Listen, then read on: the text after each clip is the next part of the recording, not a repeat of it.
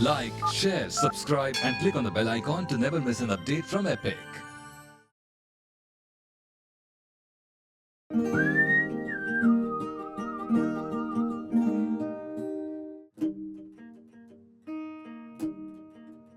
मैं अक्सर सोचता हूं why do I cook? Is it because I'm a chef? Or is it to feed people? या मैं किसी ऐसे जायके की तलाश में हूं जो मुझे अभी मिला नहीं? It's not that. खाना मेरे लिए एक जरिया है जुड़ने का, लोगों से, जमीन से और अपने आप से। खाना मुझे जोड़ता है पुरानी यादों से और नए रिश्तों से। मैं ठहरना चाहता हूं ताकि अपनी रसोई को, अपनी कुकिंग को थोड़ा वक्त दे सकूं और इस 20 साल पुराने रिश्ते को एक बार फिर ताजा कर सकूं। After all I am because I cook. पुराने रिश्ते, पुराने नुस्खे और मेरी रसोई, राजा रसोई और अंदाज अनोखा। ड्राइव करते करते जब सड़क के किनारे नमक के छोटे बड़े ढेर देखे तो अपने आप रुक गया। सॉल्ट पैन का जो नमक बनाने का तरीका है बड़ा यूनिक। इसके बारे में सुना तो बहुत था लेकिन कभी एक्सपीरियंस नहीं किया था। आज का दिन है उसको एक्सप्लोर करने का। हाँ, सड़क से थोड़ा दूर है, थोड़ा चलना पड़ेगा, but I know it will be worth it. और आज यहाँ पे खड़े हुए मुझे इस बात का अप्रिसिएशन भी है कि नमक को जिम्मेदारी से इस्तेमाल करना बहुत जरूरी है। और नमक इज अ ग्रेट इक्वलाइजर, नहीं मतलब चाहे कॉमनर हो चाहे किंग हो, हर किसी को नमक चाहिए खाने में। हाँ, किंग्स को कई बार थोड़ा ज्यादा नमक चाहिए होता है। I feel a little royal today.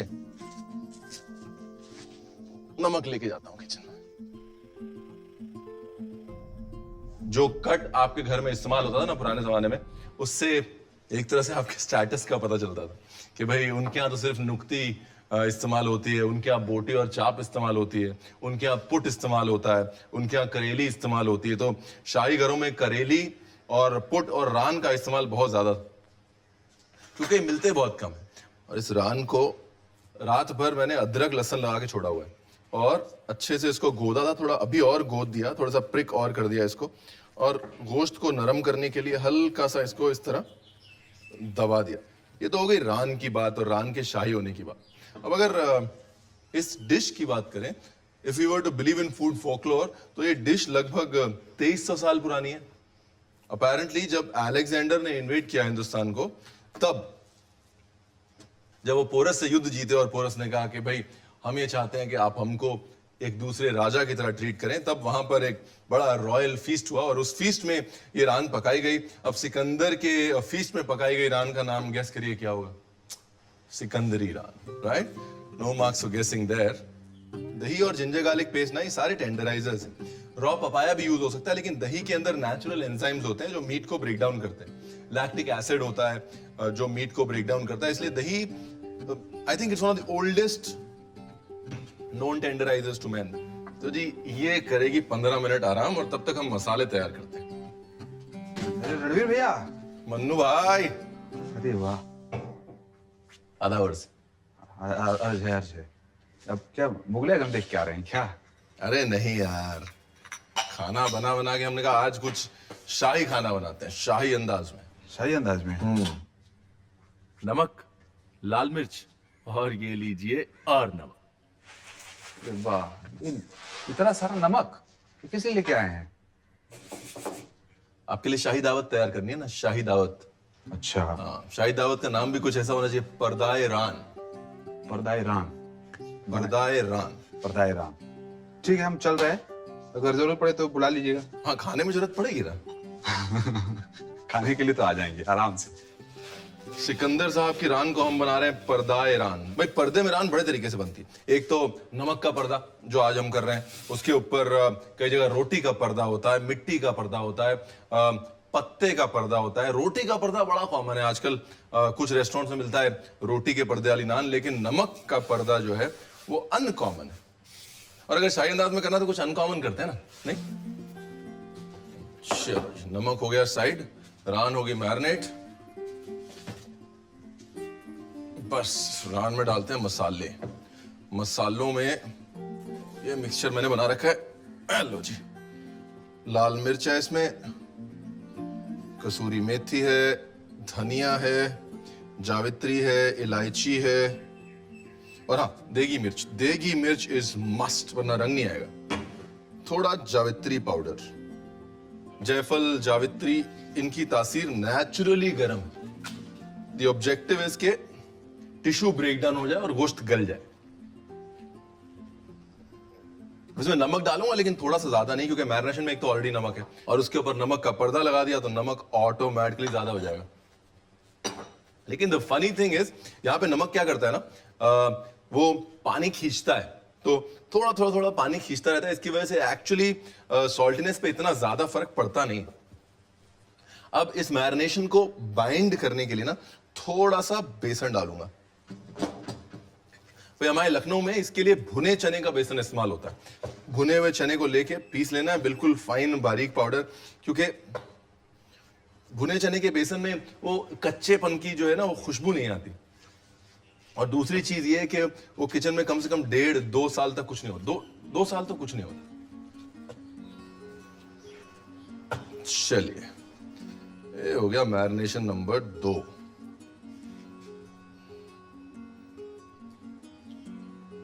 देगी मिर्च की स्पाइसीनेस, धनिया की मीठीनेस और सौंधापन अपना कसूरी मेथी का, और साथ में खुशबू जायफल जावित्री, परफेक्ट। थोड़ी सौंफ डाल सकते हैं बट यहां पे जायफल जावित्री इज डूइंग द ट्रिक। पहले हाथ धो लेता हूं। ए आ गए अंडे।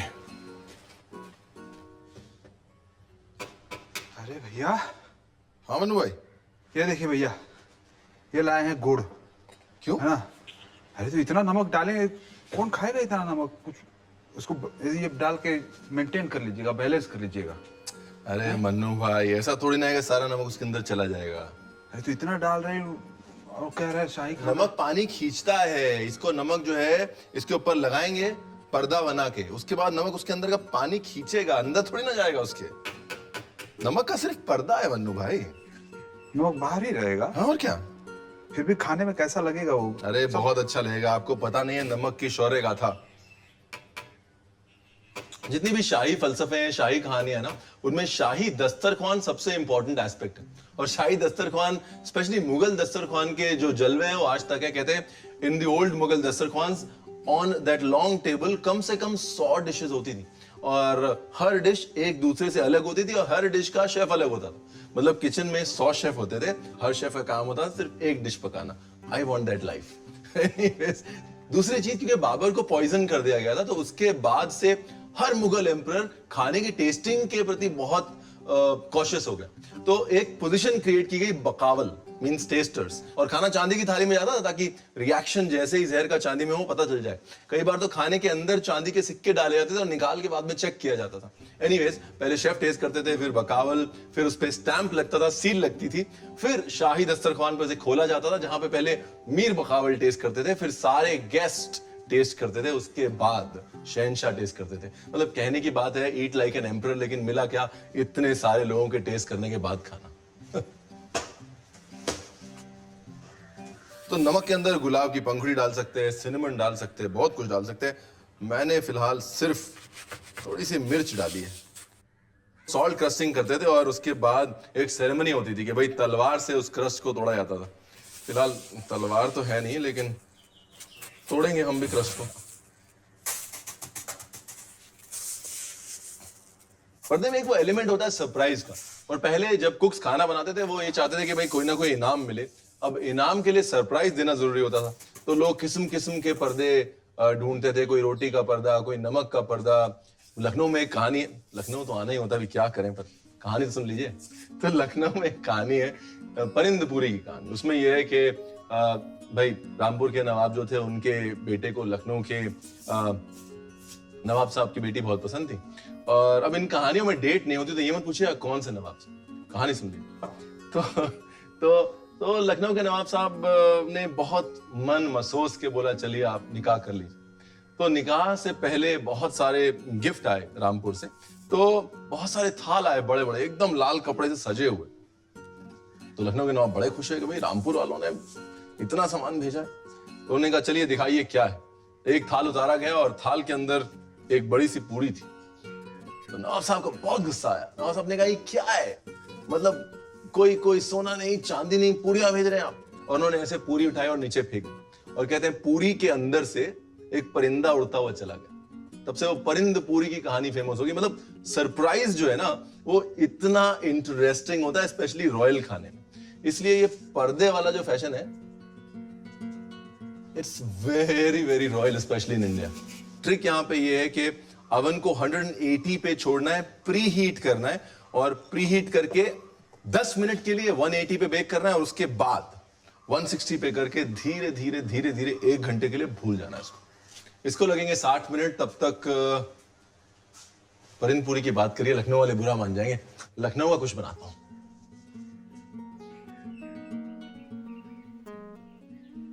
कोई भी शाही दस्तरखान ना मुकम्मल नहीं होता अब तक उसमें मुसल्लम ना आए। और लखनऊ में मुसल्लम की तो मतलब बात ही क्या है। एक्चुअली फैक्ट ये है कि मुसल्लम जो है ना वो लखनऊ का है नहीं। It's a classic Mughaliya dish, Mughlai dish है। एने अकबरी में भी इसका मेंशन है। और मुसल्लम यानी पूरा। मुर्ग मुसल्लम के बारे में बड़ी सारी कहानियां हैं, लेकिन सबसे अच्छी कहानी एज यूजुअल लखनऊ की। तो कहानी यूं है कि भाई मुर्ग मुसल्लम की जो शुरुआत है वो होती थी लगभग 100 दिन पहले। तो 100 मुर्गियां लाई जाती थी और 100 मुर्गियों में से रोज एक मुर्गी को जमा करके और बाकी मुर्गियों की खुराक में डाल दिया जाता था। इस तरह से जो 100वें दिन मुर्गी बचती थी उस मुर्गी को नवाब साहब खाते थे, बिकॉज उसके अंदर 100 मुर्गी का अर्क होता था। It had the power of 100 chickens. मतलब भाई नवाबियत हो तो ऐसी, वरना ना। But a more believable story. कहते हैं ब्रिटिशर्स पहली बार होल चिकन की एक रेसिपी लेके आए और उस होल चिकन को जब शाही अंदाज में ढेर सारा देसी घी डाल के बनाया गया तब वो मुर्ग मुसल्लम बन गया। But the inspiration is the European roast chicken. देखिए इंस्पिरेशन जो भी हो, मेन मुद्दा ये है कि हिंदुस्तान को मुर्ग मुसल्लम जैसी रेसिपी मिल गई। रेसिपी जो है बहुत सिंपल है एक्चुअली। स्टफ्ड चिकन है। चिकन को स्टफ करने के लिए पहले स्टफिंग बनाते हैं। थोड़ा केयरफुल होना है यहाँ पे। 3 स्टेप्स बहुत जरूरी हैं। स्टफिंग, मसाला ए और मसाला बी। तो स्टफिंग के लिए बॉइल्ड एग्स, चिकन मिंस,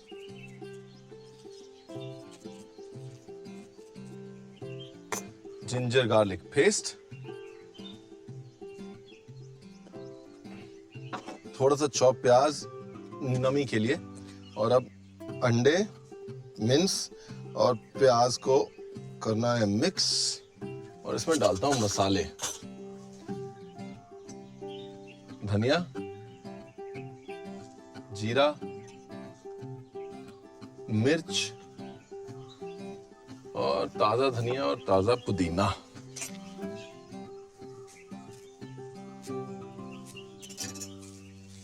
तो इससे कर ले मिक्स।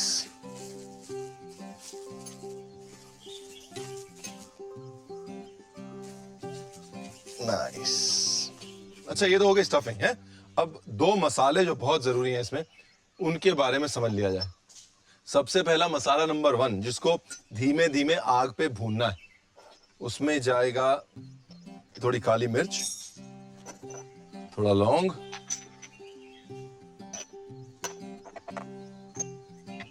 थोड़ी इलायची,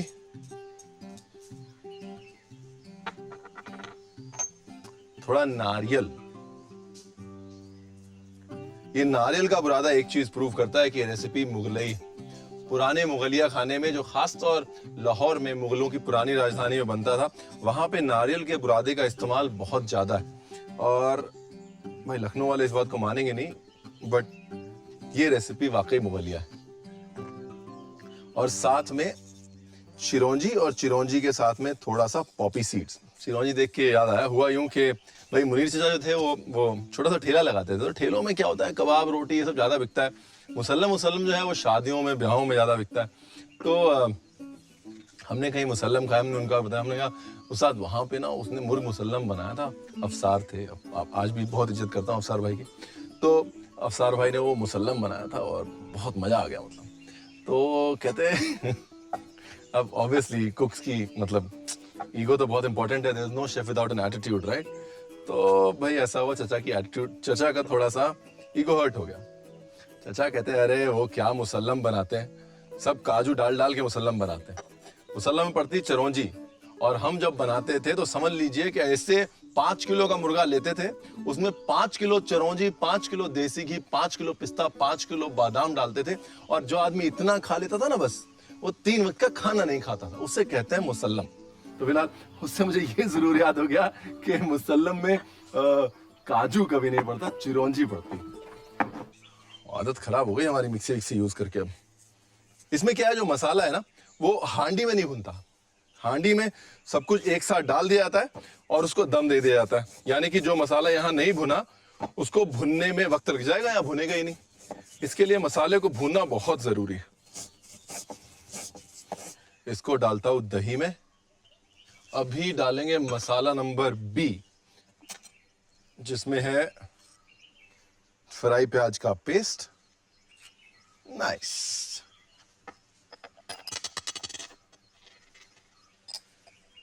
हल्का सा शाही जीरा,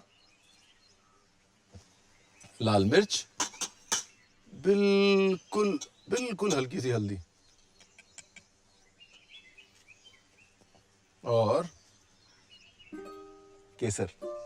ये लीजिए मियाँ, केसर में कंजूसी नहीं करते लखनऊ में।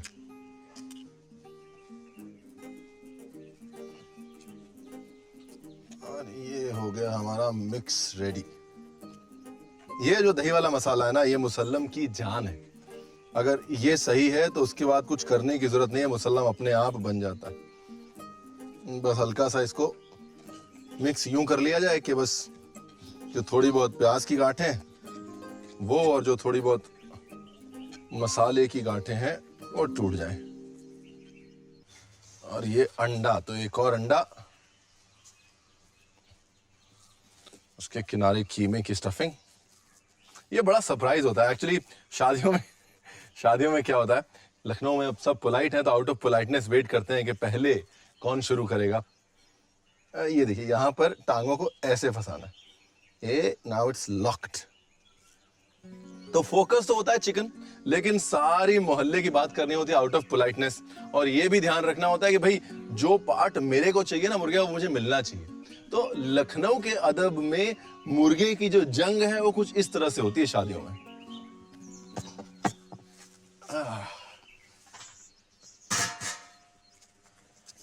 डन।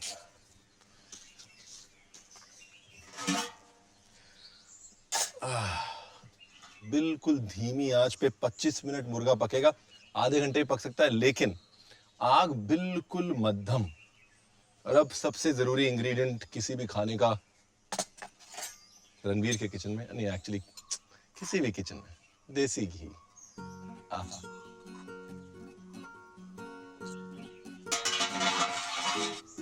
तो जी अब प्याज, और प्याज को ज्यादा नहीं पकाना, सिर्फ हल्की सी उसकी कड़वाहट मारनी है।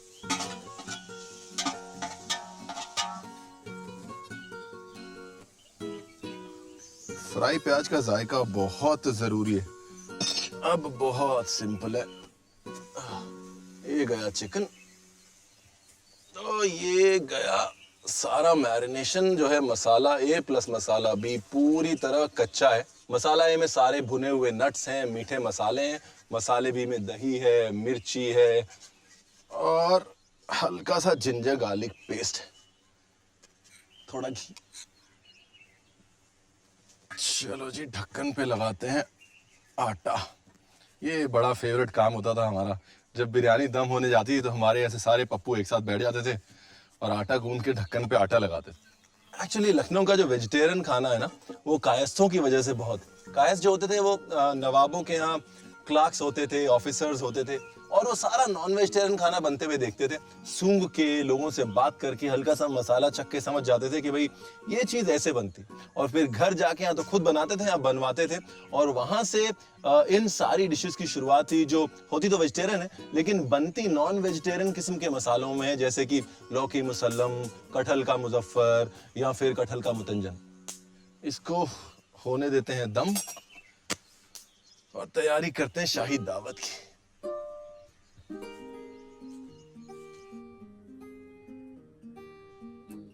हेलो जी, पर्दा ईरान इज रेडी।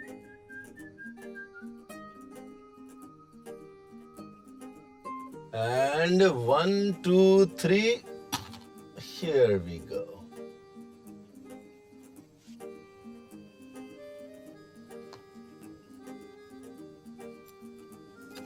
आहा।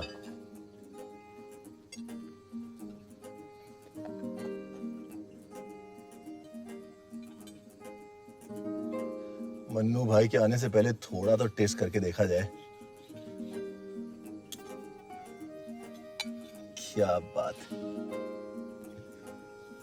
इतना सॉल्ट डालने के बावजूद हर एक फ्लेवर निकल के आ रहा है, वेदर इट इज स्पाइसेस या योगर्ट या अपना लैम का फ्लेवर खुद निकल के आ रहा है। सॉल्ट का बेसिक ऑब्जेक्टिव खाने में क्या होता है? फ्लेवर्स को बढ़ा के निकालना, and that's exactly what's happening here. Mannu भाई का वेट कर लेते हैं। जहां पनाह। हाय हाय हाय, क्या बात है मन्नू भाई, साफा शाफा कपड़े शपड़े हैं। मुर्ग मुसल्लम हाजिर है जहां पनाह। मुसल्लम यार, बहुत मुताबले हो रहे हम भी, है ना? वाह, ये हो गया मुसल्लम मुर्ग। मुसल्लम मुर्ग जी। वाह रे भैया, क्या बनाए हैं।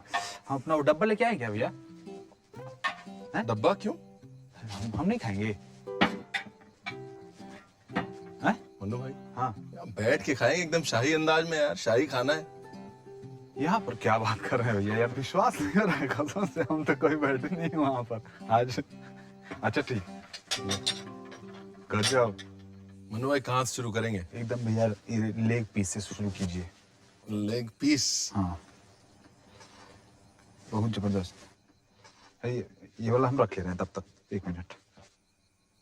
ये मुर्गा गिर जाएगा। अरे 1 मिनट भैया, क्या बात कर रहे हैं? शुभ शुभ बोलिए भैया। ये अरे वाह, अरे अंडा तो रखिए। अरे कैसी बात कर रहे जबरदस्त, जबरदस्त। हैं? हाँ, अब सीख गए आप लखनऊ की भाषा। हाँ, ये लीजिए, हमारा लखनऊ का रवा चावल है। हाँ, थोड़ा सा एक चम्मच आधा। अरे उसके लिए भी जगह बचाइए, रान भी आने वाली है। जगह है भैया, सुबह से एकदम सही जा रहे हैं हम। अच्छा, खाएं? नहीं तो क्या, ये लीजिए, थोड़ी चटनी वटनी देते हैं आपको। हाँ, ये रॉयल्टी वाली फील लाने के लिए ना कोई बड़े बड़े महल, बड़ी बड़ी रियासतें या फिर कोई रॉयल ब्लड लीनेज नहीं चाहिए। चाहिए बढ़िया सा खाना, अच्छी कंपनी और बस एक अंदाज। वो है ना कि राजा की रसोई हो ना हो, लेकिन अंदाज शाही हो और खाना बढ़िया हो, तो बात अपने आप बन जाती है।